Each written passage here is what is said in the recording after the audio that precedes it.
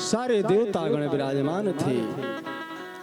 भगवान भोलेनाथ भी जो है आसन पर बैठे हुए हैं। भगवान भोलेनाथ ब्रह्मा जी, नारायण भगवान विष्णु विराजमान है। और उसी समय जो है दक्ष जो है प्रजापति बन चुके थे। दक्ष प्रजापति बन चुके थे और ब्रह्मा जी के सभा में दक्ष जी का आगमन हुआ। सारे देवता लोग खड़े होकर के जो है दक्ष का अभिवादन करते हैं, लेकिन उस अभिवादन के रूप में सब उठे हैं, लेकिन 3 लोग जो है अपने आसन को छोड़ करके नहीं उठे हैं। वह 3 लोग कौन थे? भगवान भोलेनाथ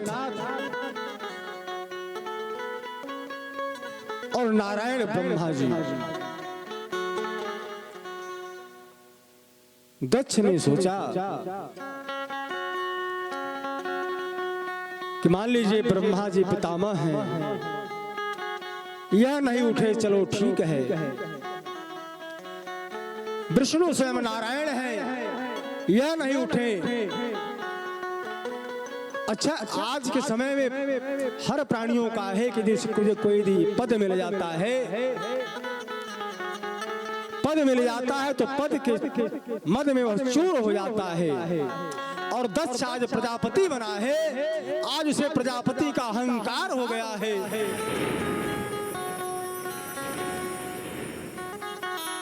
दक्ष ने कहा चलो ब्रह्मा जी पितामह नहीं उठे, ठीक है, चलो पितामह है। नारायण नहीं उठे, यहां तक तो ठीक है, लेकिन यह शंकर तो हमारा दामाद है ना।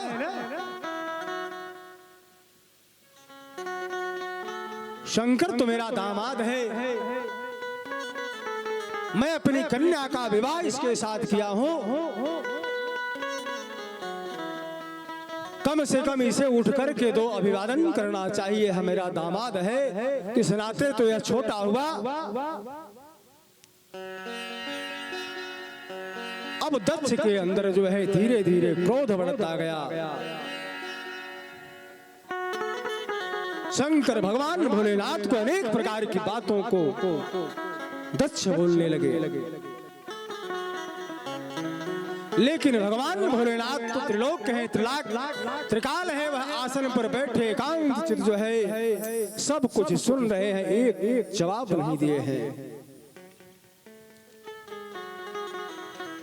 लेकिन उनके साथ नंदी भृंगी थे।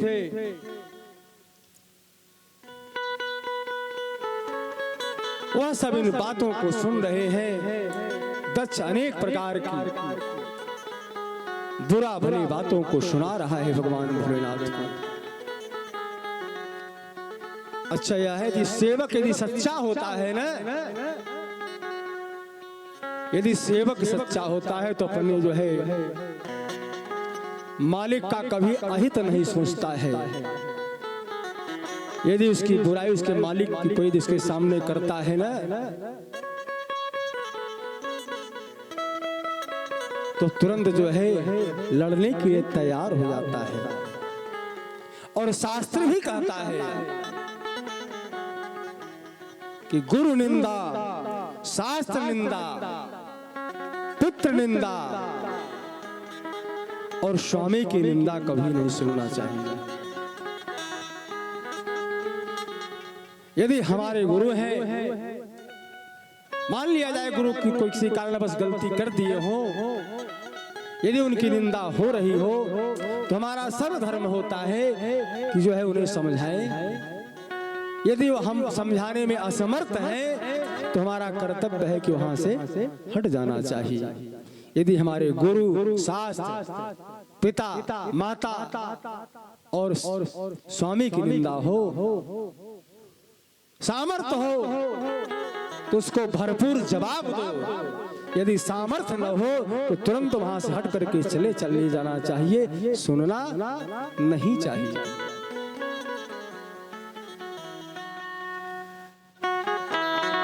अब नंदी भृंगी के मन में क्रोध उपजा। नंदी जी गुस्से में आए, श्राप दे दिए कि दक्ष तेरा मुख जो है बकरे का हो जाए। अब उधर जो है जब नंदी जी श्राप दिए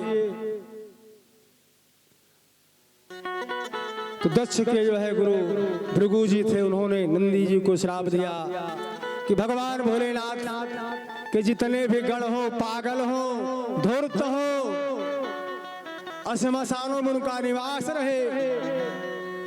अब श्राप ही श्रापा का खेल शुरू हुआ। इधर से नंदी भृंगी श्राप दे रहे, उधर से जो है भृगु आदि श्राप देना शुरू कर दिए। भगवान भोलेनाथ ने सोचा कि यदि यहाँ अधिक मैं और रुकूंगा तो अनर्थ हो जाएगा, अब यहां से हट जाना ही उचित होगा। भगवान भोलेनाथ उठते हैं और मौन धारण करके जो है, जब भगवान भोलेनाथ उठ करके चले जाते हैं, जब स्वामी चला जाएगा तो सेवक क्यों नहीं जाएगा। उनके पीछे पीछे जो है नंदी आदि जो है चल लिए। भगवान भोलेनाथ इतना भरा बोला जो है दक्ष ने कहा, लेकिन भगवान भोलेनाथ ने कुछ नहीं कहा। अरे हमारे भोलेनाथ तो जो है कहा गया है ना कि कर्पूर गौरम करुणावतारम संसार सारम भुजगेंद्रहारम सदा वसंतम हृदयारविंदे भवम भवानी सहितम नमामि। भगवान भोलेनाथ तो भुजगेंद्रहार है, जिन्होंने सब कुछ बांट दिया, सब कुछ बांट दिया, अपने पास कुछ नहीं रखा, और जाकर के स्वयं कैलाश में विराजमान है। सब कुछ बांट दियो पल भर में, अपने तो जाय बसो वीराने में। सब कुछ बांट दियो पल भर में, अपने तो जाय बसो वीराने में। सब कुछ बांट दियो है पल भर में, अपने तो जाय बसे है वीराने में। अपने तो जाय बसे है वीराने में। सब कुछ तो बांट दिए है पल भर में, अपने को बस है वो वीराने में।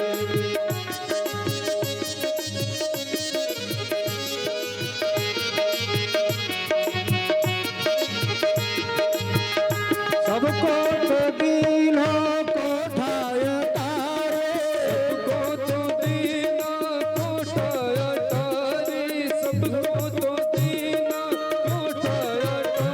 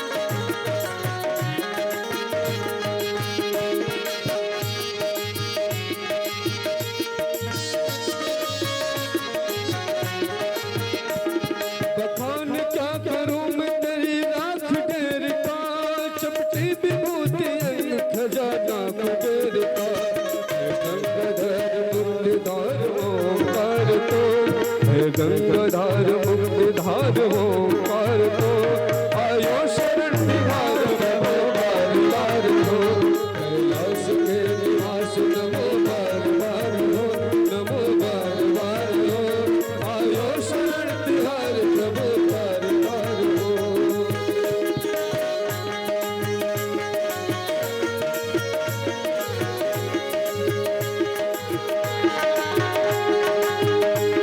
कैलाश के निवास नमो बार बार हो नमो बार बार हो आयो शरण तिहार प्रभु बार बार हो कैलाश के निवास नमो बार बार हो नमो बार बार हो आयो शरण तिहार प्रभु बार बार हो आयो शरण तिहार प्रभु बार बार हो आयो शरण तिहार प्रभु बार बार हो। इस तरह हमारे भगवान भोलेनाथ हैं कि सब कुछ दे दिया, स्वयं जो है जाकर के कैलाश में विराजमान हुए। आज जो है ब्रह्मा जी की सभा से उठे हैं और चल दिए हैं, जाकर के कैलाश पर्वत पर भगवान भोलेनाथ जाकर के बैठ गए।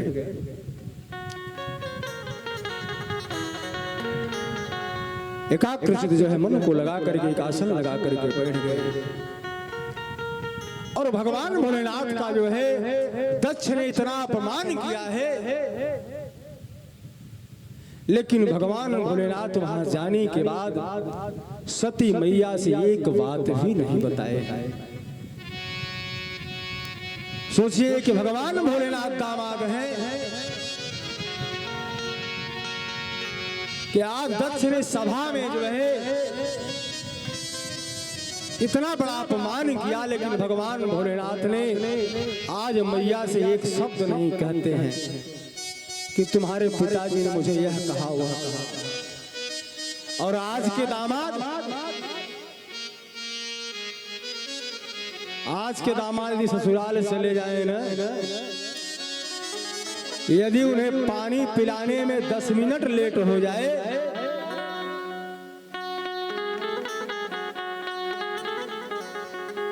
दस मिनट के लिए देरी हो जाए तो ससुराल में तो नहीं बोलेंगे, लेकिन घर आने के बाद ना अपनी पत्नी को बहुत सुनाएंगे। अरे तुम्हारे हम मायके गए थे, कोई पानी पिलाने वाला नहीं है, कोई बैठाने वाला नहीं है, अनेक प्रकार की बात सुनाते हैं।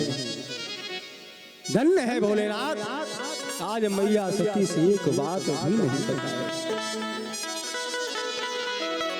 इधर भगवान भोलेनाथ जो है वहां कैलाश पर जो है आसन बैठ गए हैं। धीरे धीरे समय बीतता गया है और दक्ष के मन में वही बात चल रही है कि शंकर ने मेरा अपमान किया है, सभा में उठ करके मेरा अभिवादन नहीं किया है। कब मौका मिले शंकर को मैं लज्जित करूं।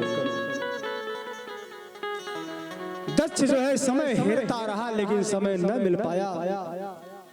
अब उसने एक योजना बनाई,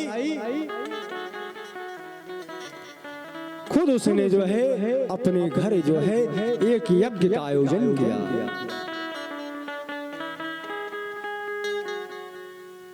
यज्ञ का आयोजन किया, सारे देवी देवताओं को निमंत्रण भिजवा दिया,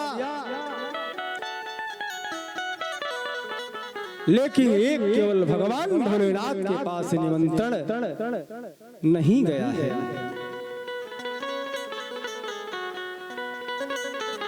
उत्सव का समय नजदीक आने लगा है।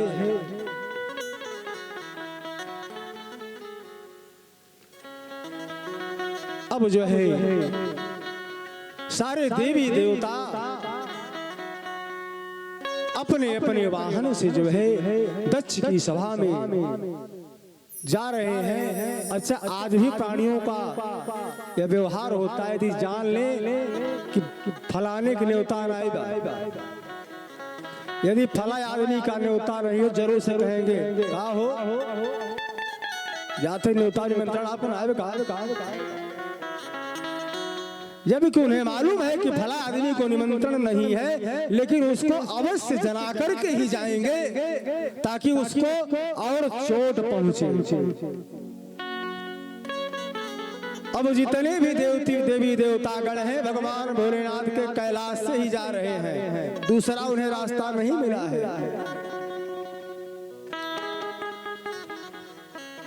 मैया ने सोचा कि बात क्या है कि यह सब देवी देवता कहाँ जा रहे हैं अपने अपने वाहन पर बैठ करके, जरा पता लगाओ।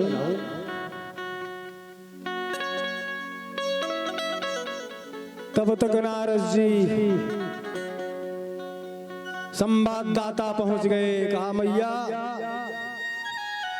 नारद जी, मैया ने कहा बोलो क्या बात है।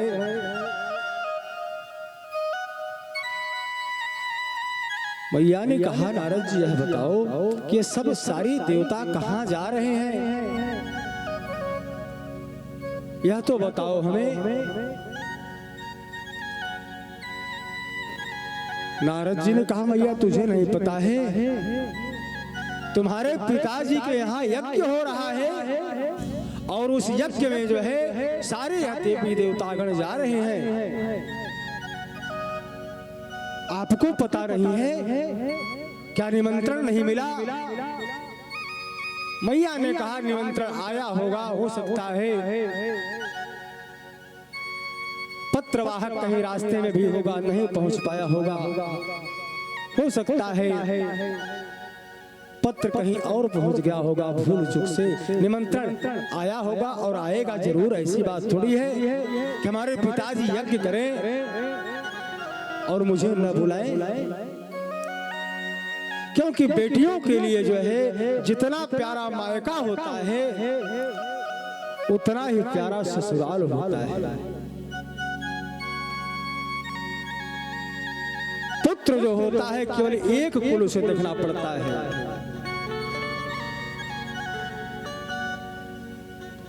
पुत्र केवल अपने एक कुल की लाज को बचाता है, लेकिन जो स्त्रियां हैं ये अपने माता और पिता के कुल को दोनों की लाज बचाती हैं। यदि वो अपने ससुराल में है कोई कमी हो जाती है, उनके यहाँ चाहे जो जैसी व्यवस्था है उसी में वो अपने समय को बिता देती है, लेकिन मायके में जाकर के वह नहीं बताती कि हमारे ससुराल में यह चीज नहीं है। और यदि उसके मायके में यदि कोई चीज की कमी है तो ससुराल में भी आने के बाद नहीं कहती है कि हमारे ससुराल में यह चीज नहीं है।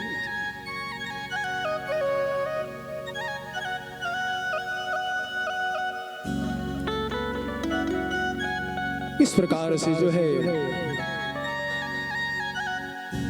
जब मैया ने सुना है कि तुलसीदास जी महाराज कहे हैं कि रहान गया सती बोली नाथ पिता घरो तो शवया।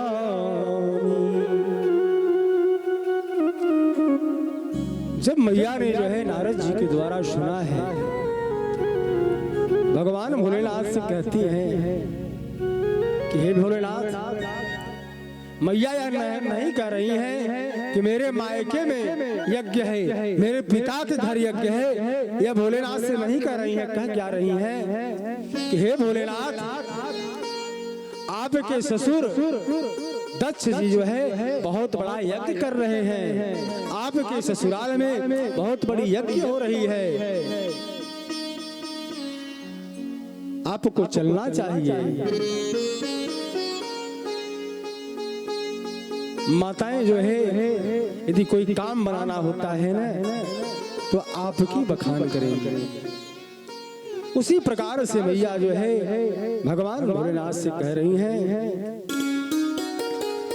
कि रहान गया सती बोली बानीनाथ, पिता घर उत शवयानी।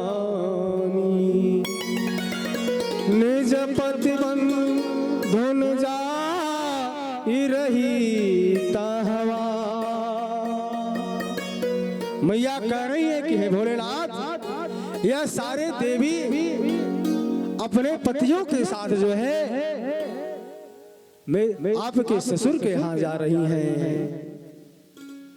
हे भोलेनाथ, आप चलिए, निज पति न बंधु न जाई रही तहवा, तहवा मेरी बही नहीं आवई जी हवा, बीते बहु दिन मिलो मातु पिता,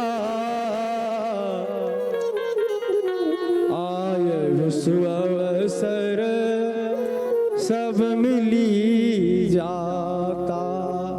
मैया कह रही है कि भोलेनाथ, उस यज्ञ में हमारी बहनें भी आएंगी और बहुत दिन हो गया है अपनी माता जी से मिले, पिताजी से मिले। यह बड़ा शुभ अवसर है, यदि आप चलेंगे तो सबसे मुलाकात हो जाएगी।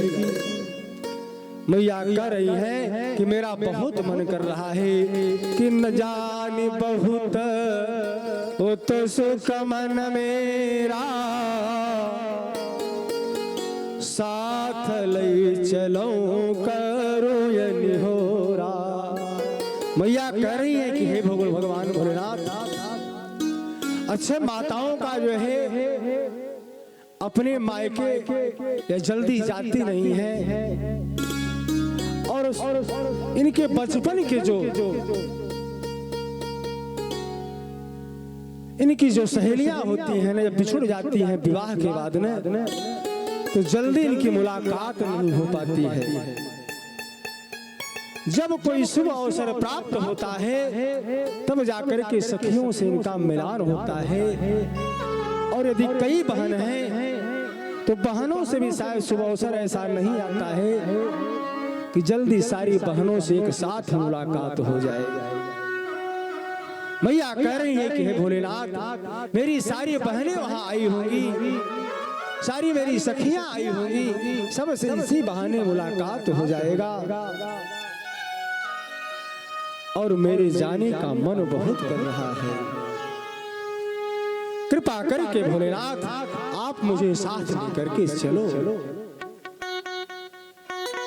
अब भगवान भोलेनाथ ने कहा कि हे देवी, तुम ठीक कर रही हो, लेकिन बात इसमें क्या है कि कहूँ नीक मोरे मन भावा, कहूँ नीक मोरे मन भावा, अनुचित नहीं अनवत पठावा, अनुचित नहीं पठावा, अनुचित नहीं पठावा।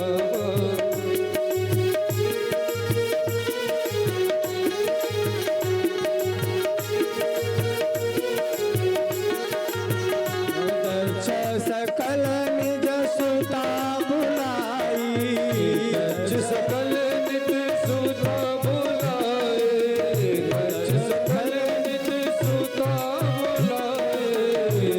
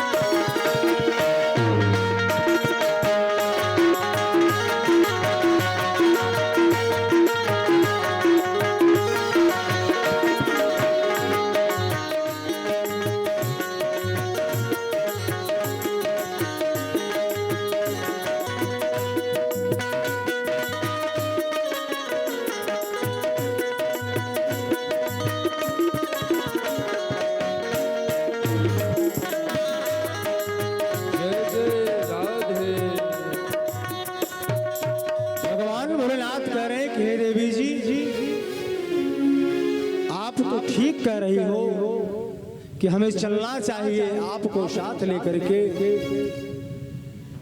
लेकिन यह अनुचित है कि तुम्हारे पिता ने दक्ष ने जो है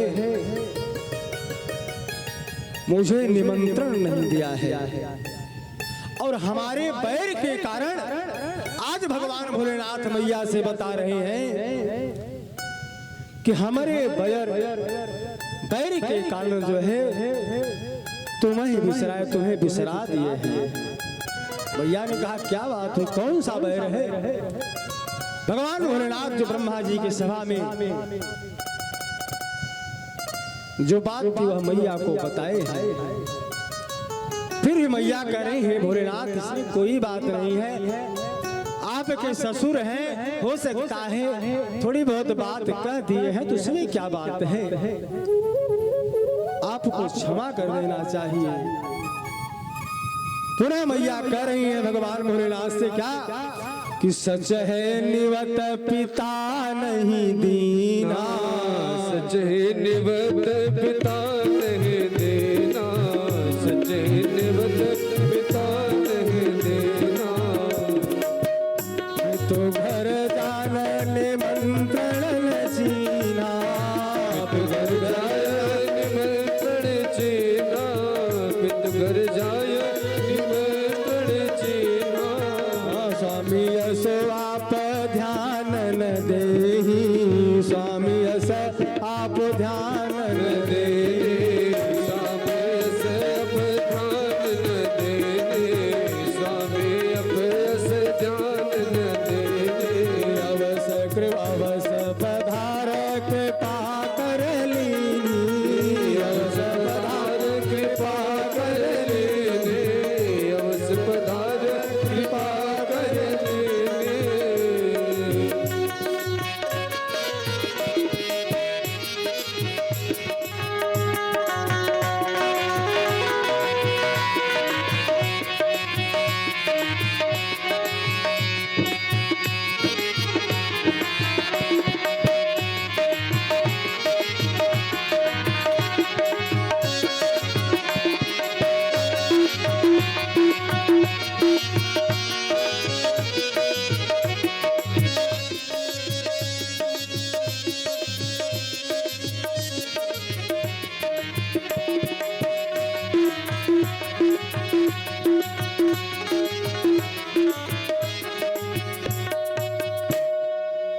मैया जो है कह रही है कि भोलेनाथ अरे जो हुआ सो हुआ उसे भूल जाइए।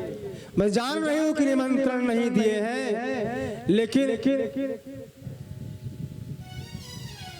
लेकिन जो है कन्याओं का अधिकार होता है, यदि उनके पिता के घर से निमंत्रण नहीं आया है तो बिना बुलाए भी जाना चाहिए। और आपका ससुराल है, आप कृपा करके अवश्य पधारिए, आप कृपा करके अवश्य पधारे। भगवान भोलेनाथ तो सर्वज्ञ है, जो है त्रिकालज्ञ है, उन्हें तो सब कुछ पता है कि निमंत्रण क्यों नहीं आया है, तो जान रहे हैं। भोलेनाथ ने कहा कि आपको जाना है तो जाओ, मैं नहीं जाने वाला हूं। मैया पुनः कहती हैं भगवान भोलेनाथ से कि यद्यपि मातो पिता गुरु बड़े गेहा, यद्यपि मातो पिता गुरु गेहा, यद्यपि मातो पिता गुरु गेहा। जाय गुण बोले संदेशा, जाय गुण बोले संदेशा। तब देसर कर मन कोई, देसर करे मन कोई। कहाँ गयो कल्याण नाही, जहाँ गयो कल्याण नाही। भगवान भोलेनाथ कह रहे हैं कि मैया से कि देखो तुम्हारा मायका है, शास्त्र कहता है कि पिता के घर, गुरु के घर और मित्र के घर यदि निमंत्रण नहीं आया है तो बिना बुलाए भी जाना चाहिए। लेकिन किस परिस्थिति में जाना चाहिए?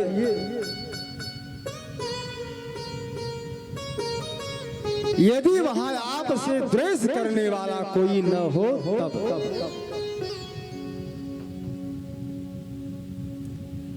यदि आपसे वहां कोई द्वेष करने वाला है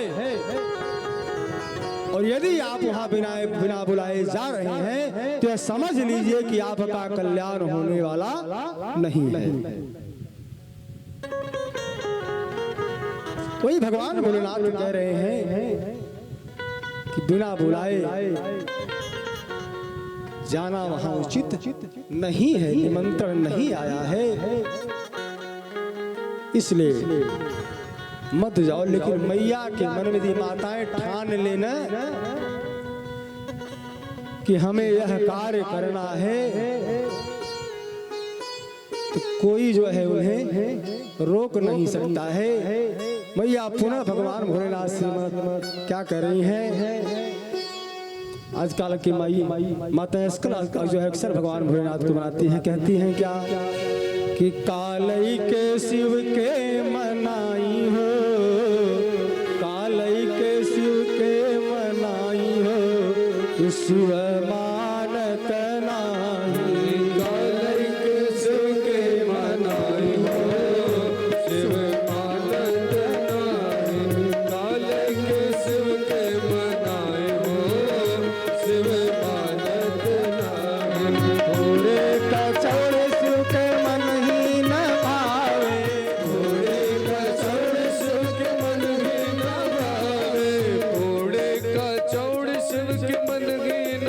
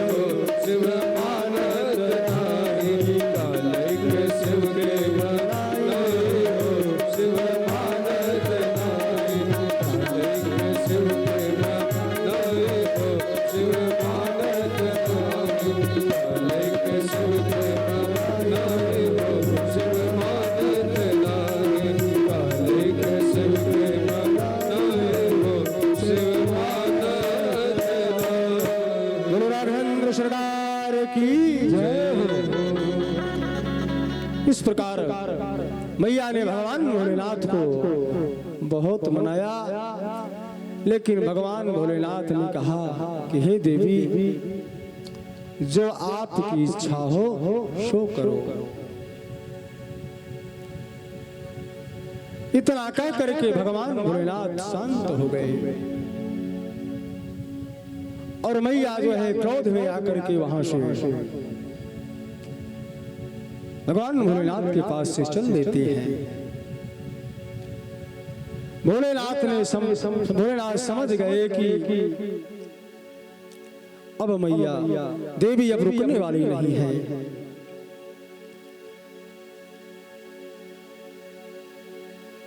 भगवान भोलेनाथ ने तुरंत जो है नंदी आदि गणों को आज्ञा दिया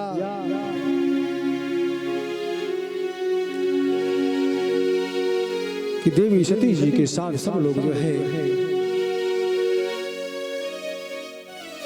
चल लेते हैं। कोई छत्र लेकर के कोई सेवा करता हुआ काऊ चामर आदि को बुलाते हुए जो है भगवान भोलेनाथ की सेवक जो है मैया के साथ लग गए हैं। धीरे धीरे मैया जो है दक्ष के माले की तरफ पहुंचती है। आज मैया के मन में यह भाव है कि हमारे पिताजी जो है आएंगे, आगमनी करेंगे, प्रेम से हमारी बहनें मिलेंगी, प्रेम से हमारी बहनें मिलेंगी, सब लोग स्वागत करेंगे।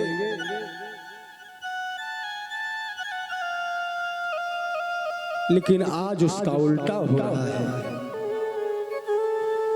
कि आशाप तो स्वागत मन भारी, सेवक लेने गावे अगारी। अच्छा, हम आप भी यदि किसी से ज्यादा उद्देश्य रख लेते हैं ना कि फला आदमी हमारे लिए यह कर देगा, वह कर देगा, हमारा पुत्र हमारे लिए तमाम प्रकार की सुविधाएं देगा, हमारा भाई हमारे लिए तमाम प्रकार की व्यवस्था करेगा। जब हमारे आपके मन के अंदर जब आकांक्षाएं प्रतीत होती हैं और जब उस आकांक्षा की पूर्ति नहीं होती है तब हमें आप को कष्ट होता है। आज मैया सती के मन में यह भाव है कि मैं मायके जाऊंगी अपने पिता के घर, हमारे पिता सेनाओं के साथ, सेवकों के साथ आकर के हमारा स्वागत करने के लिए आगे आवेंगे, लेकिन वहां उसका विपरीत हो रहा है कि विपरीत ही परिणाम दिखाई, लेना तो दूर कोई खड़ा न लखाई। अरे लेने की बात दूर है, कोई दूर से भी नहीं दिखाई दे रहा है। सती के स्वागत के लिए मैया धीरे धीरे जो है सती मैया जो है पिता के भवन की तरफ बढ़ती है। पिता भवन जब गई भवानी, दक्षत्रास काहुन सन्मानी,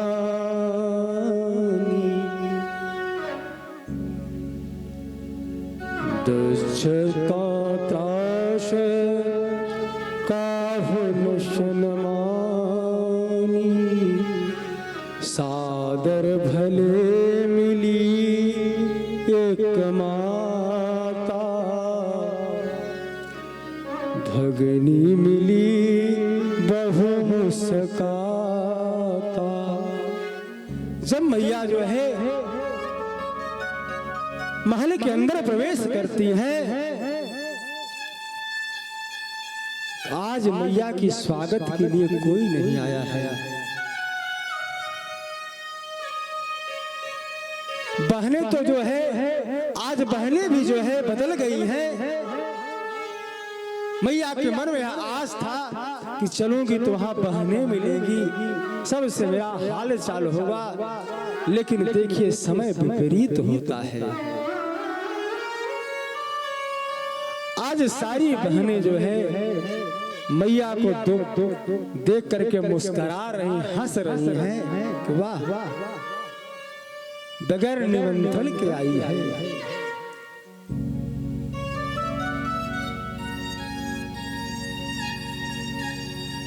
आज कोई स्वागत नहीं कर रहा है। सारी मैया के अंदर जितनी आकांक्षाएं थी ना, सब कुछ खत्म हो गई।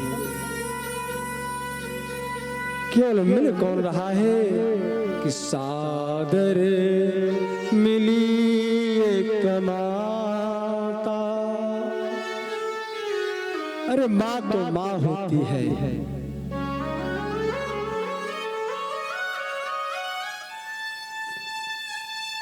केवल एक माँ ही है वहां प्रेम से आकर के मिलती है, बाकी कोई नहीं मिल रहा है। क्योंकि माँ का हृदय तो हर समय चाहे वह जिस परिस्थिति में हो, लेकिन माँ जो है अपनी पुत्रियों के लिए ना, उसका मन हर समय चिंतित रहता है। पुत्र के प्रति जो है, यदि पुत्र जब योग्य हो जाता है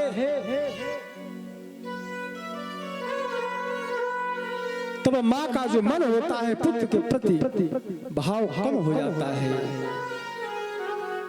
लेकिन अपनी बेटियों के प्रति उसका हर समय मन लगा रहता है कि मेरी बेटी पता नहीं किस परिस्थिति में होगी, उसके यहाँ व्यवस्थाएं हैं कि नहीं है। वो हर समय अपनी बेटियों के लिए परेशान रहती है।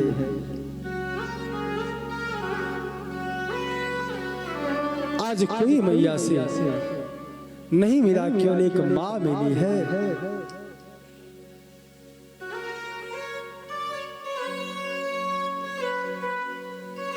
कोई कुशल क्षेम नहीं पूरा पूछ रहा है। बहनें मुस्कुराती हुई जो है मुंह इधर से उधर कर ले रही हैं। कोई कुशल क्षेम पूछने वाला नहीं है।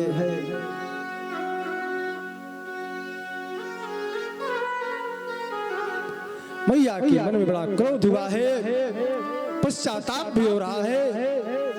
माँ ने कहा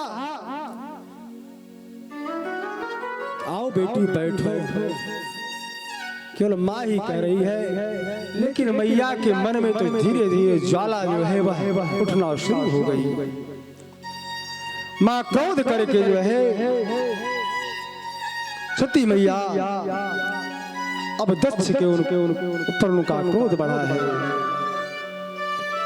दक्ष कुशल पूछी नहीं, लख सती जरे सबगा।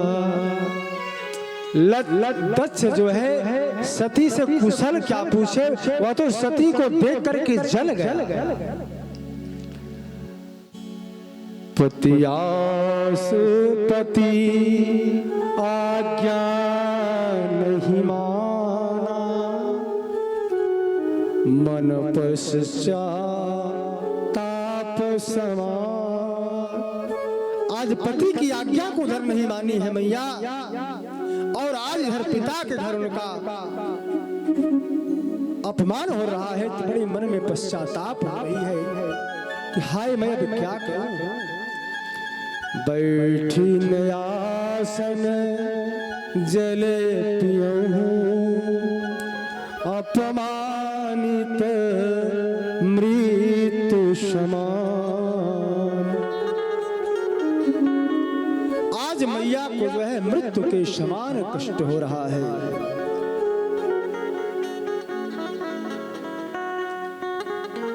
मैया क्रोधित हो गई है, और यज्ञशाला की तरफ बढ़ देती है।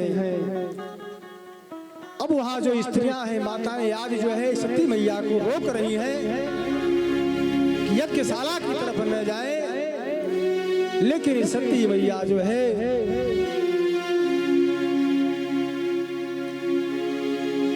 यज्ञशाला की तरफ बढ़ती है। क्रोध करके जो है स्त्री ने छोड़ी ने यज्ञशाला माता बहिनी बहु समझाती। सब समझा रही है सती रुक जाओ, लेकिन सती मैया कहाँ मानने वाली है। यद्यपि दुख जग दारुण नाना,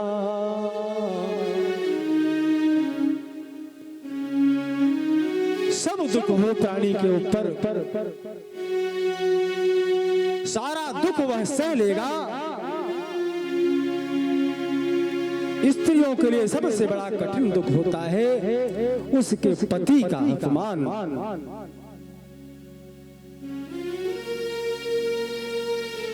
यदि स्त्री के पति का अपमान हो जाए, यदि उसको मालूम पड़ जाता है, तो उसके लिए सबसे बड़ा दुख होता है। ध्यान काहू बात हृदय, क्रोध पूर्ण स्वर सबसे कहूं। मैया जो है यज्ञशाला में आकर के पहुंच गई है। यज्ञशाला में जब पहुंचती है तो हाँ मैया ने क्या देखा कि आज सारे देवताओं को स्थान दिया गया है, केवल एक भगवान भोलेनाथ का वहां स्थान नहीं है।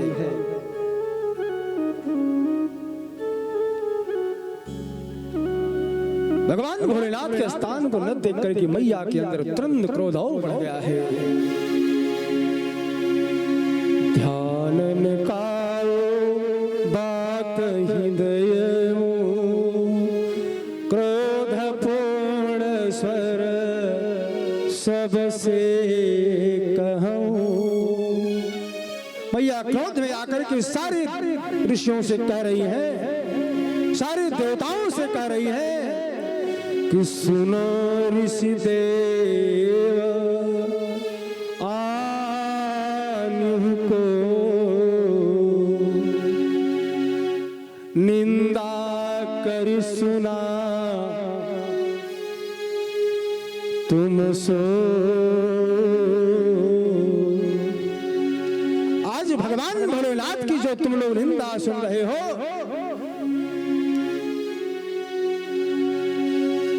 तुम लोगों को यह पता नहीं है कि भगवान भोलेनाथ त्रिलोक के स्वामी हैं, त्रिलोक के नाथ हैं।